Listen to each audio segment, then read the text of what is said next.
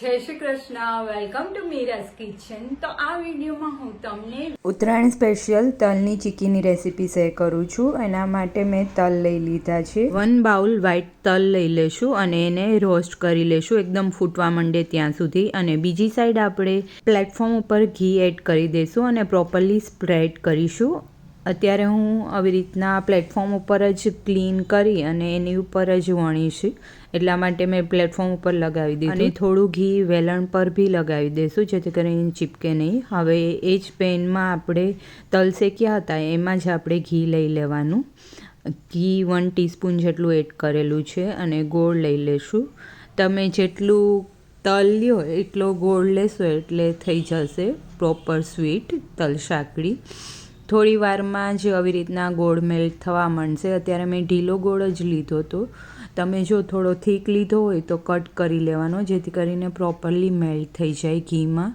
પછી ચાસણી ચેક કરવા માટે પાણીમાં આવી રીતના રાખવાની અને કટ થઈ જાય ઇઝીલી, કાચની જેમ કટ થાય એટલે પ્રોપર ચાસણી આવી ગઈ છે। ગેસ ઓફ કરી દઈશું। પીંચ ઓફ સાજીના ફૂલ એડ કરી દઈશું જેથી ફાઇન કલર આવી જાય। હવે ડાયરેક્ટ આપણે જે તલ રેડી કર્યા હતા શેકીને એકદમ પ્રોપર ફૂટી જવા જોઈએ બધા જ તલ, અને આ પ્રોસેસ થોડી સ્પીડમાં કરવાની। હવે તલ એડ કરી અને પ્રોપરલી ફટાફટ મિક્સ કરી અને ઘી આપણે ઓલરેડી સ્પ્રેડ કરેલું જ છે। જો તમે આ સ્ટેજ પછી ઘી સ્પ્રેડ કરશો અને પછી વણશો તો ચીકી જલ્દીથી કડક થઈ જશે, એટલે ખાસ ધ્યાન રાખવાનું કે પ્રોપર મિક્સઅપ થઈ જાય એટલે ડાયરેક્ટલી આપણે એને પ્લેટફોર્મ ઉપર સ્પ્રેડ કરી દઈશું અને આપણો હાથ બી ઘીવાળો જ કરી લેવાનો, થોડું સ્પ્રેડ કરવામાં ફાવે।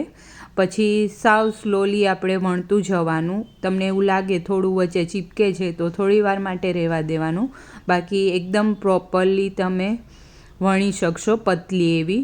જો તમે વણતા વાર લગાડશો તો ચીકી એકદમ પતલી નહીં વણી શકો, થોડી જાડી રહી જશે અને સુકાઈ જશે, એટલે ખાસ ધ્યાન રાખવાનું। પતલી બનાવવા માટે બહુ જ સ્પીડ રાખવી જોશે।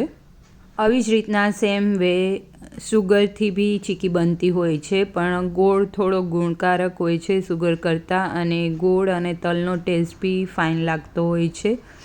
તો આવી રીતના વણાઈ જાય એટલે તરત જ જેથી કરીને એકદમ ફાઇન આપણે પીસીસમાં કટ કરી શકશું। જો તમે આ સ્ટેજ ઉપર આવી રીતના નહીં કટ કરો ને તો એકદમ ફાઇન પીસીસમાં જ્યારે સુકાઈ જશે ત્યારે નહીં થાય, એટલે ખાસ ધ્યાન રાખવાનું કે વણાઈ જાય કે તરત જ આપણે આવી રીતના કટ આપી દઈશું જેથી કરીને સુકાઈ જાય ચીકી, એટલે પ્રોપર કટ સ્ક્વેરમાં આપણે કરી શકીએ। તો આપ જોઈ શકો છો એકદમ સ્ક્વેર શેપમાં કટ થઈ છે, બહાર જેવી જ ચીકી બની અને રેડી થશે જો તમે સેમ પ્રોસેસ ફોલો કરશો તો, અને બહુ જ ઇઝીલી તમે બનાવી શકશો। તો આવી જ ન્યૂ રેસીપી માટે હજી સુધી મારી ચેનલને તમે સબસ્ક્રાઈબ ના કરી હોય તો જલ્દીથી સબસ્ક્રાઈબ કરી લેજો અને કમેન્ટ કરી અને જણાવજો કે તમને ગોળવાળી તલની ચીકી ભાવે છે કે સુગરવાળી તલની ચીકી ગમે છે।